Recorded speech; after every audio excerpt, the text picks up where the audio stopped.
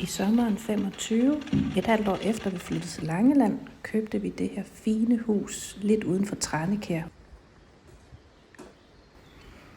Vi er Anton og Andrea og Vera, og straks begyndte vi at renovere. Vi tog gulvtæpper af, alt tapeten af og begyndte at undersøge alle rum. Inden vi laver store indgreb i huset, vil vi lære huset at kende. Vi fandt dog ud af, at køkkenet var rigtig slidt, og det pillede vi ned og gav væk til en mand på Langeland. Vi har også ryddet godt ud rundt om huset, da buske og træer næsten havde overtaget bagsiden af huset. Det er ikke fordi vi mangler det grønne, da vi bor lige midt i skoven. Inde i huset der fortsatte vi med at rive gammelt interiør ned. Her der er det i grovkøkkenet, som nok var det mest ødelagte rum med både skimmelsvamp og et gulv, der er blevet undermineret af et gammelt køleskab, der stod og dryppede. Her har vi store planer om at lave et grovkøkken, hvor der er plads til alle vores køkkenmaskiner. Og så skal vi have fundet ud af, hvordan vi vil isolere rummet samt det andet køkken, som ligger lige ved siden af.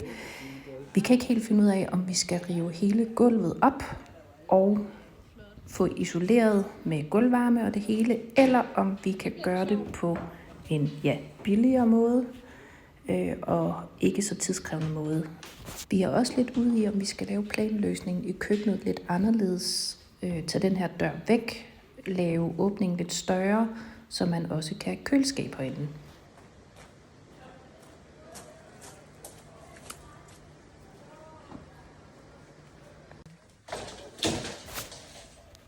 Det her er så det større rum, som vi også vil bruge til køkken. Men i stedet for at have køkkenet, som det var før op ad vinduet, er vi lidt ude i, om vi skal lave en køkkenø midt i rummet, så der bliver et lidt bedre forløb igennem køkkenet.